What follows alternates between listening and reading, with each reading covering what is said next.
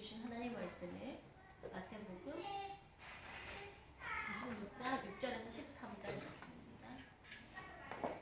마태복음 26장 6절에서 13절 말씀 함께 교독하시겠습니다.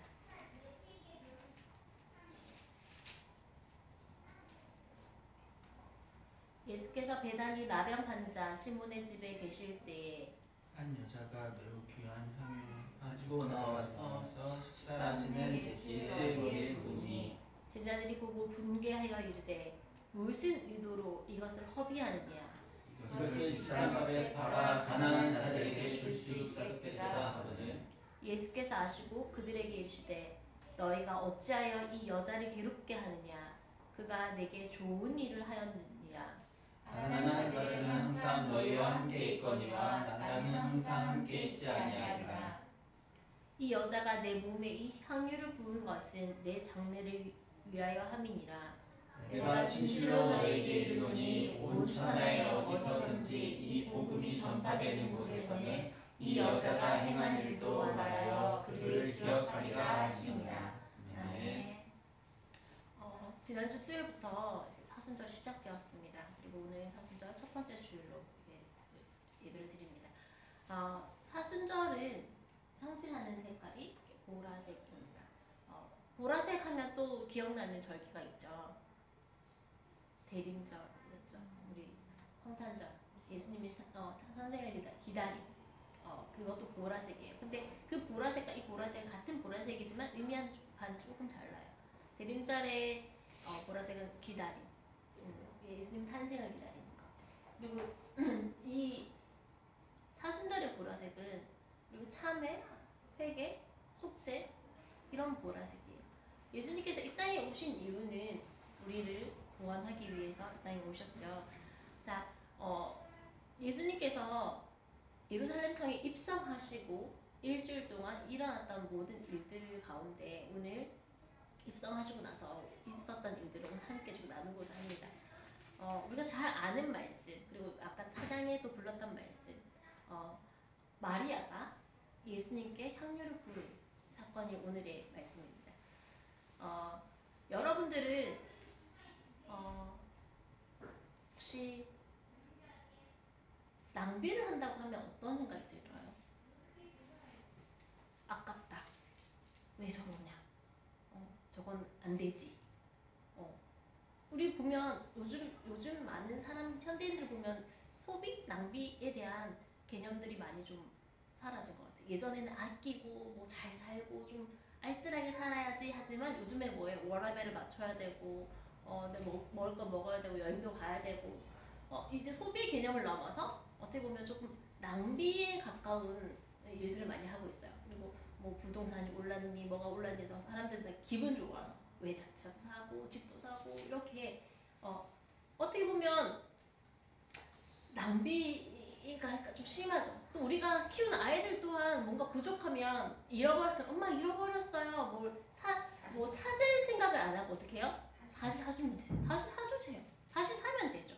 라고 이야기해요. 항상 이 풍족하고 풍요로운 이 생활 가운데 살아가고 있는데 오늘도 어떤 한 여인은 어떻게 보면 굉장히 낭비하고 있는 여인을 발견할 수 있어요. 우리가 잘 알고 있는 이 여인은 예수님께서 베다니 시몬의 집에서 계실 때 식사를 하고 있었어요.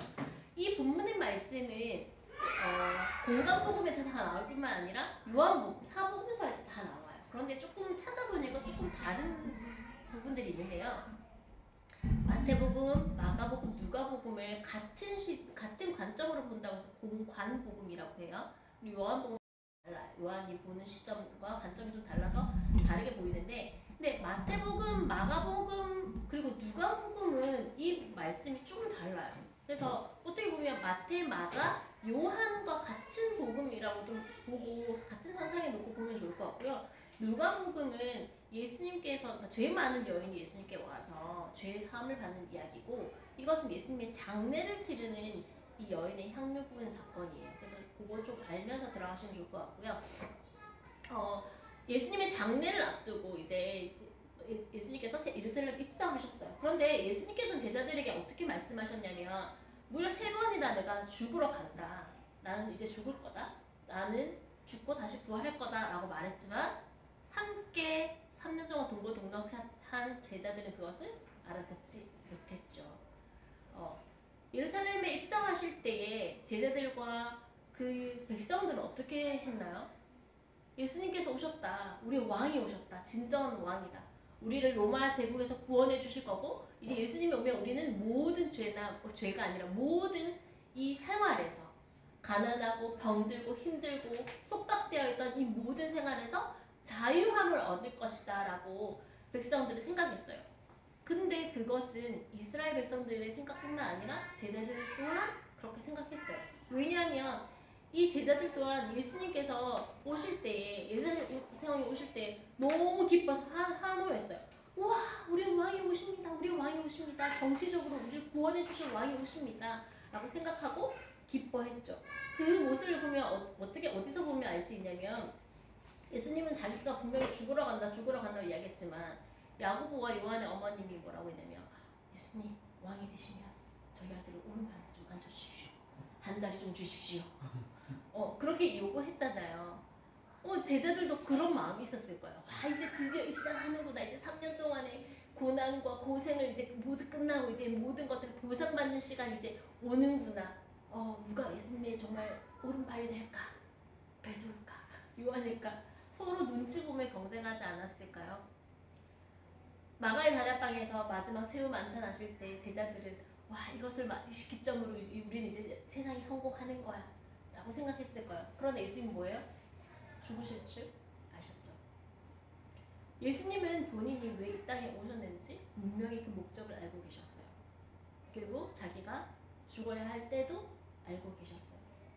그때가 임박했을 때 그 마음이 어떠셨을까요? 물론 다 알고 오셨고 세상을 구하러 오셨지만 그 마음속에 두려움과 겁이 있었을 것 같아요. 그랬으니 겟세마네 동산에서 그렇게 기도했죠. 예수님, 하나님, 이 잔을 나에게 옮겨주십시오. 다 알고 오셨고 그것도 다 선포하였고 제자들에게 다 이야기했지만 그럼에도 불구하고 이 잔을 저에게 옮겨주십시오 라고 말했던 이 예수님. 그런데 그 제자들은 어떻게 하고 있어요? 제가 한 오른팔로 제가 좀 높은 자리 차지할 수 있을까요? 이러고 있는 이 제자들을 보면서 예수님은 참 말 못하셨겠죠. 여러 답답하셨겠죠. 그런데 정말 제자들은 제자들은 머리가 좋지 않았던 것 같아요. 분명히 예수님께서 입성하실 때 뭘 타고 오셨어요? 어린 나귀를 타고 오셨어요. 발이 줄줄 끌리면서 그렇게 볼품없이 입성한 이 예수님. 그럼 뭐예요? 예수님은 정말 우리가 여기 생각했던 예수님의 모습이 왕의 모습이 아닌가 봐 라고 알아차려야 되는데 그 제자들은 끝까지 자기가 생각하고 싶은 대로 자기가 믿고 싶은 대로 그렇게 예수님을 믿어버렸어요. 그리고서 이제 입성하고 나서 어떤 일이 벌어졌냐면 밥을 먹고 있는데 어떤 마리아라고 해요. 여기 요한복음에 보면 그렇게 마리아라고 나와 있고 또 요한복음에 보면 예수님의 머리에 향유를 부은 게 발에 부었다라고 이야기를 하고 있어요. 근데 중요한 건 어떤 여자가 어디에 부었다 이런 것보다는 오늘 예수님께 좀 더 초점을 맞춰서 이 향유를 왜 부었는지에 대한 이야기들을 말씀을 좀 나누고자 합니다. 한 여자가 와서 7절 보세요. 한 여자가 매우 귀한 향유 한 옥합을 가지고 나와서 식사하시는 예수의 머리에 부으니 라고 되어 있어요. 요한복음에 보면 이 순전한 한 나들 아무것도 들어있지 않은 이 향유 예루살렘, 이집트 가보면 이런 향이 굉장히 많이 발달해 있어요. 향유는 뭐예요? 이때 부은 향유는 장례를 위해서 시체의 그 썩음을 방지하기 위해서 몸에 바르는 향유였어요. 그런데 그 가격이 요한복음에 나왔는데 300데나리온이라고 해요. 1데나리온이 한 사람의 하루 품삯이라고 하면 300데나리온이면 1년 거의 어떻게 보면 연봉이나 마찬가지죠. 요즘 인건비가 많이 올라서 근데 대충 계산해보면 4,000만, 5,000만 원? 요즘 인건비 많이 올랐잖아요. 그 정도 되는 그 가격에 되는 그 향료를 어떻게 한꺼번에 조금 이렇게 바르는 것도 아니고 그걸 어떻게 해요? 한 옥합을 가져서 예수님의 머리에 그냥 부어버려요. 그 향기와 그 냄새가 온 그 식사 자리에 진동했을 거예요. 그런데 제자 중 어느 하나가 와 정말 대단합니다. 우리 예수님이 정말 왕이 되시는 걸 알고 이렇게 귀한 향기를 보아드렸네요 라고 한 게 아니라 8절 말씀 볼게요. 뭐라고 했냐면 제자들이 보고 뭐 했다고요? 분개하여 이르되 여자에게 이야기해요. 무슨 의도로 이렇게 허비하느냐라고 이야기하고 있어요. 제자들이 자기 왕이신 예수님께 좋은 것들 드렸는데 귀한 것고 비싸고 값진 것들 드렸는데 자기가 오히려 화내는 거야. 이 여자 당신 지금 뭐 하는 거야? 비싼 거를 무슨 의도로 이렇게 낭비하고 있어? 허비하고 있어요. 막 오히려 화를 내면서 분개하고 있다는 거예요. 말이 되지 않지 않나요? 자기 선생님께 이렇게 귀한 것들 드리고 좋은 것들 드리면 나도 못 드렸는데 보통 사람이라면 그렇게 생각할 텐데 이 제자들이 오히려 더 화를 내고 있어요. 마가복음은 어떤 사람이라고 했지만 정확하게 여기서는 제자들이라고 이야기를 하고 있거든요. 예수님을 잘 알고 가정 옆에서 잘 보고 있던 제자들이 오히려 분개하고 있대요. 왜 그랬을까요? 왜 이 제자들이 예수님께 귀한 것들을 향유를 붓는데 왜 자기네들이 분개하고 앞장서서 화를 내고 여자에게 왜 허비하느냐? 4천만 원, 3천만 원, 5천만 원 되는 이 돈을 왜 한꺼번에 여기다 버리느냐? 그리고 또 뭐라고 하냐면 말도 맞아요. 그 전에 뭐라고 하냐면 이것을 비싼 값에 오히려 팔아가지고 가난한 사람들이 주었으면 더 좋았겠다. 율법적으로, 상식적으로, 도덕적으로 어떻게 보면 이게 윤리적으로 맞는 말이에요.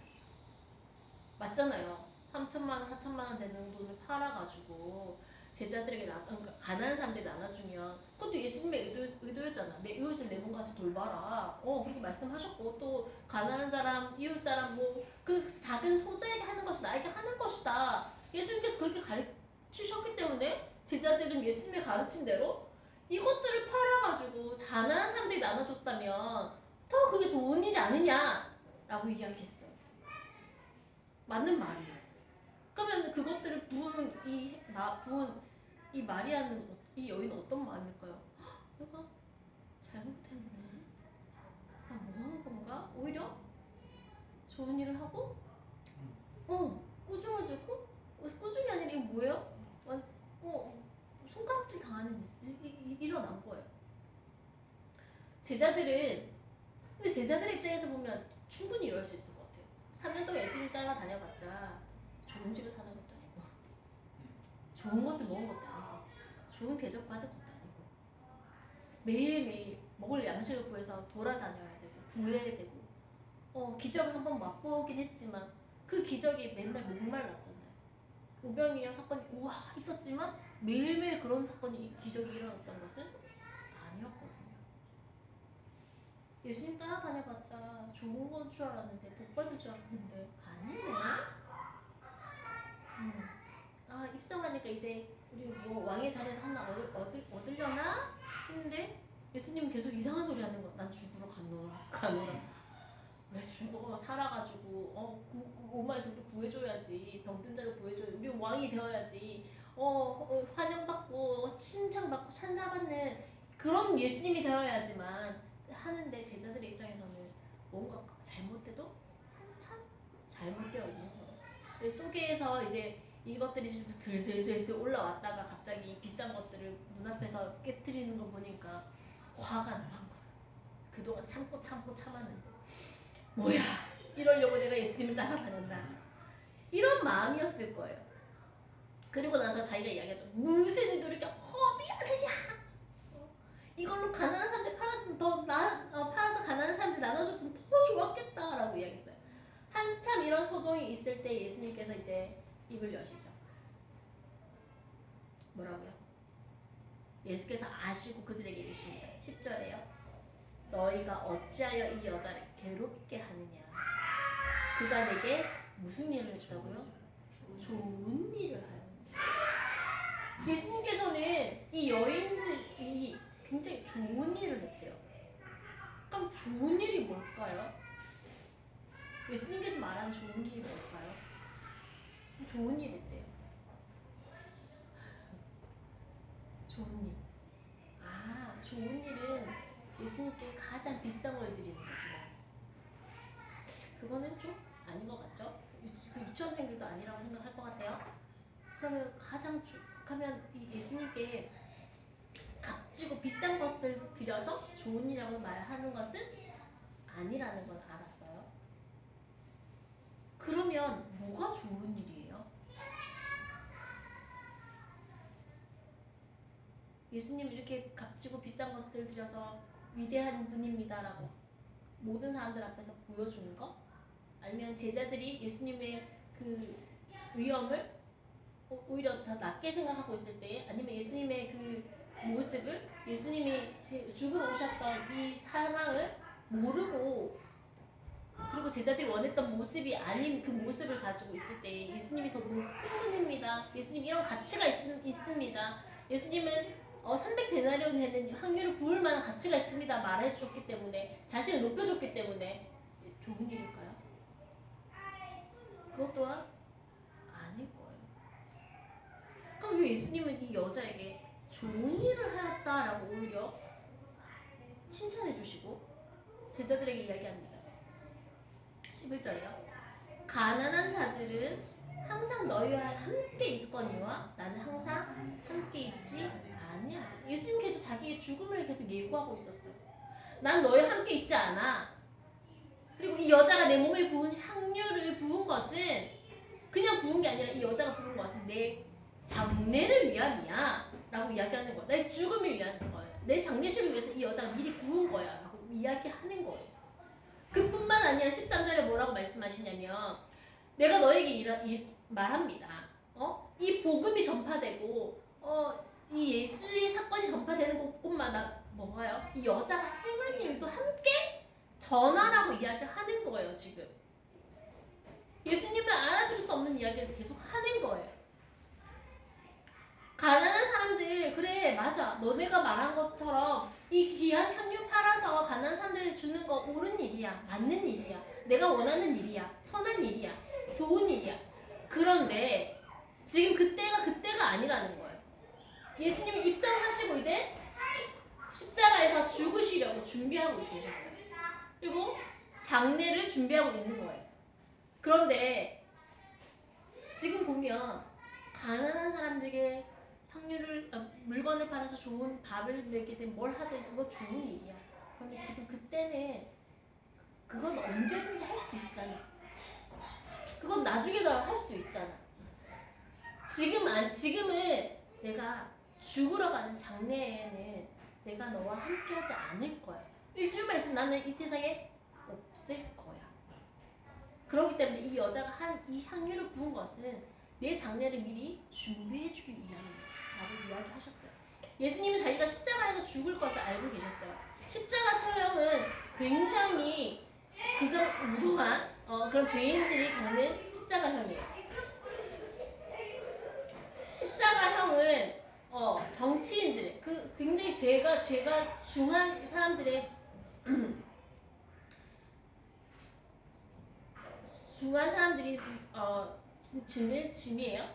그런데 십자가 처형을 당하면 원래 그 시체를 거두지 않는데 어떻게 하냐면 굉장한 벌을 주기 때문에 못을 박죠.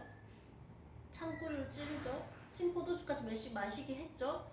그리고 나서 어떻게 하냐면 그냥 내버려둬요. 숨이 끊길 도록. 그리고 끊기고 나서도 그냥 내리지 않아요. 그 시체를 독수리나 새들이 짐승 흔적이 와서 먹게끔 내버려 두는 게 원래 십자가형이에요. 그럼 예수님은 어떻게 해요?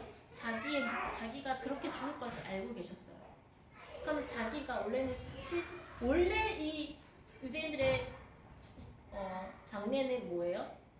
향유도 바르고 미라처럼 하고 이렇게 하는 그 장례 절차를 본인은 못 겪을 걸 알고 계셨어요. 그런데 이 여인은 그 예수님의 의도와 예수님의 죽음을 예고한 것을 알지 못했지만 이 여인은 향유를 예수님께 부었어요. 미리 예수님의 장례가 지금 치러진 거예요. 예수님께 좋은 것, 비싼 것을 드려서 좋은 일을 했다는 것이 아니라 그 이때에 맞는 일을 이 여인이 했기 때문에 좋은 일이라고 한 거예요. 기름을 붓는다는 것은 아무나 붓는 거 아니에요. 기름 부음 받는 사람들은 이게 기름 부음 받는 자가 뜻이 그리스도, 예수 그리스도라고 하잖아요. 그리스도. 예수님께 기름 부음 받은 자다.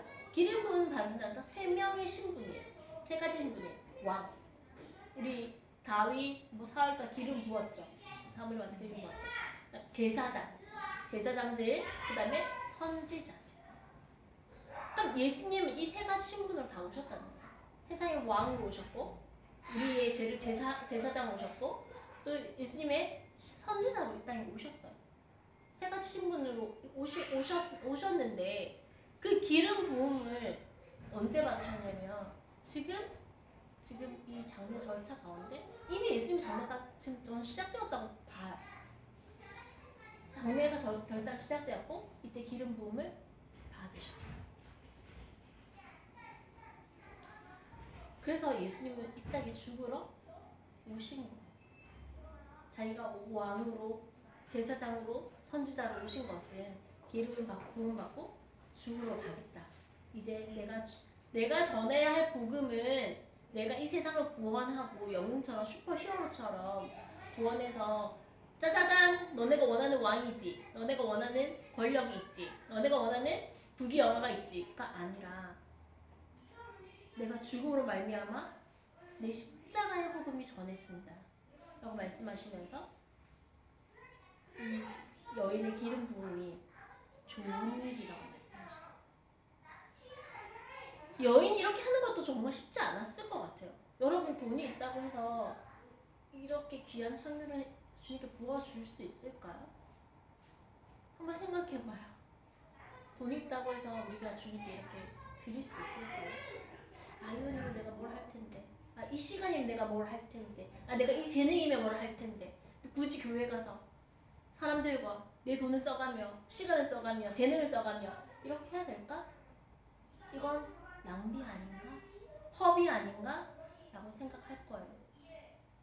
그러나 예수님께서는 오늘 이 여인이 허비가 아니라 뭐예요? 좋은 일이라고 말씀하셨어요. 때에 맞는 좋은 일.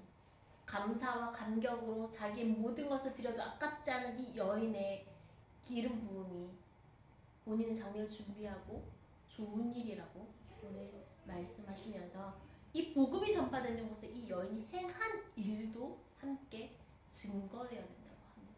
그럼 여인이 행한 일은 뭐예요? 다시 한번 또 생각해봐요. 여인이 한 거 잘했지, 비싼 거 드렸지, 또 이렇게 남거든요. 우리는 여인이 행한 것은 때에 맞게끔 자기를 드린 거, 때에 맞게끔 좋은 것으로 하나님께 드린 거. 내가 조금만 더 돈 벌면요, 그때 헌금하죠. 내가 조금만 더 시간 있으면 그때 봉사하죠. 내가 조금만 더 여유 있으면 그때 할게요. 그러면 그때는 없어요.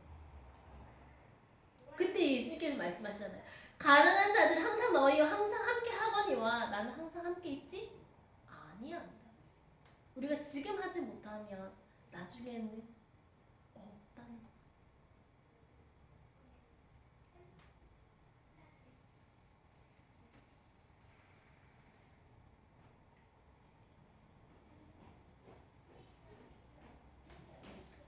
우리에게 좋은 것은, 그럼 각자에게 하나님께 드려야 할 좋은 것은 뭘까요? 주님을 위해서 아낌없이 드릴 수 있는 게 뭘까요? 때에 맞게 드릴 수 있는 게 뭘까요?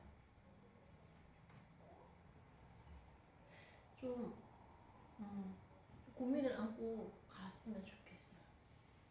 사순절 기간이 시작되었고 또 우리가 하나님 자녀로 그곳에 앉아있고 예배를 드리고 일상생활에서 우리가 쓰는 시간과 물질과 재능과 마음과 관계와 모든 것들 가운데 여인은 자기가 정말 좋은 일을 했다고 생각하고 좋은 것으로 하나님께, 예수님께 드렸어요.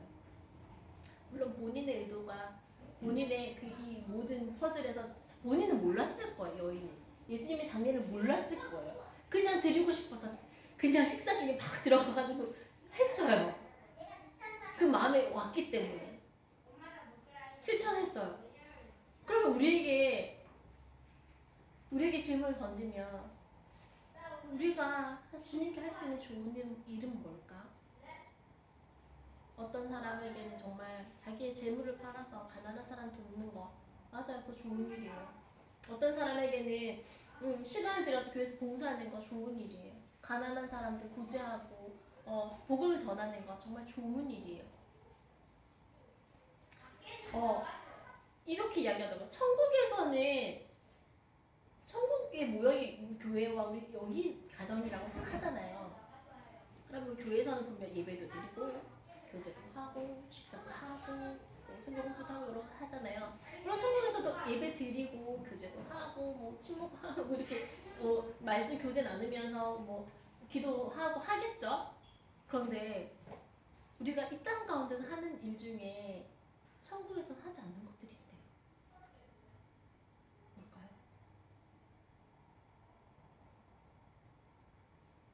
몇 주 전에 무미하셨잖아요. 네. 복음 증거예요. 천국에서 복음 증거가 필요 없어요. 이미 다 믿는 자들이 있기 때문에. 그렇기 때문에 예수님께서 우리에게 지상 명령을 하셨을 때에 마지막으로 부활하시고 나서 뭐예요? 너희는 가서 모든 민족으로 제자를 삼아 아버지와 아들과 성령의 이름으로 세례를 베풀고 내가 너희에게 분명 모든 것을 가르쳐 지키게 하라. 우리가 해야 되는 거는 정말 복음 전함. 그게 굉장히 중요하다는 것을 조금 더 깨닫게 되는 것 같아요. 근데 솔직히 쉽지 않죠. 옆에 있는 사람들에게 증거하는 거 쉽지 않고 전하는 거 쉽지 않고 더욱이나 전도지 들고 밖에 나가는 건 더더욱 어려운 일이에요. 그런데 우리가 이 땅 가운데서 우리가 이 땅에 머물러 있으면서 해야 할 일은 그거라는 거예요. 그게 전하는 거. 그러면서도 13절에 말씀하시잖아. 내가 진실로 너에게 이르는 온 천하에 어디서든지 이 복음이 전파되는 거. 복음은 뭐예요? 예수 그리스도잖아요. 예수님이 전파되는 곳에 이 여자가 행한 일, 이 여자를 증거하라는 거 아니라 이 여자가 행한 일을 같이 증거하라고, 같이 전하라고 말씀하시는 거예요. 정말 하나님께 아낌없이 드리는 것, 하나님께 때에 맞게 드리는 것, 하나님께 우리 마음에 좋은 것들을 드리는 것, 그것을 하나님께서 우리를 의로 여겨주시고 우리에게 또 좋은 일을 했다라고 말씀하시는 거예요. 오늘 설교 제목은 좋은 일이에요. 좋은 일. 좋은 일이 뭘까? 나에게 좋은 일은 월급 좀 많이 받는 거야. 나에게 좋은 일은 우리 자녀들이 좀 더 건강하고 똑똑하게 뭐 좋은 대학 가는 거야. 그럴 수 있어요. 그런데 나에게 좋은 일이 아니라 하나님께서 예수님께서 보실 때 좋은 일이 뭘까? 근데 그 좋은 일은 제자들이 생각했던 그 일과 예수님이 봤던 그 관점이 다르듯이 우리 또한 마찬가지로 세상에 보이는 것, 세상의 가치관, 우리가 보는 것으로 좋은 일 찾으려면 하나님의 관점은 아니라는 거예요. 그래서 너무 힘들죠. 내 것들, 세상의 가치관들, 보이는 것들을 다 내려놓기가 여전히 힘들어요. 저도 아직도 안 돼요. 그러나 우리 오늘 이 말씀을 보면서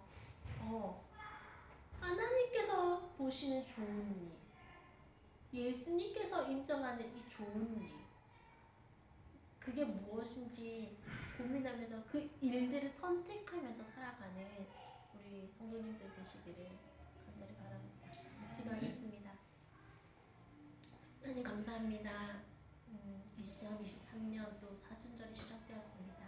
매해마다 시작되는 절기와 또 여러 가지 예배 가운데 우리 생활이, 우리 신앙생활이 또 그렇게 젖어가는 신앙생활이 되지 않도록 우리에게 하나님 말씀하여 주시고 살아 역사하여 주셔서 정말 예수님이 이 땅 가운데 오신 이유와 또 내가 살아가는 이유가 무엇인지 고민하며 살아가는 또 보내는 사순절 될 수 있도록 주님 인도하여 주시옵소서. 하나님, 사순절 첫 번째 말씀으로 좋은 일에 대한 말씀을 또 함께 나누었습니다. 하나님, 우리의 관점이 아니라 하나님의 관점으로 좋은 일을 선택하며 살아갈 수 있도록 우리의 믿음과 지혜와 분별력들을 하나님 주셔서 이 땅을 믿음으로 살아낼 수 있도록 주님 함께하여 주시옵소서.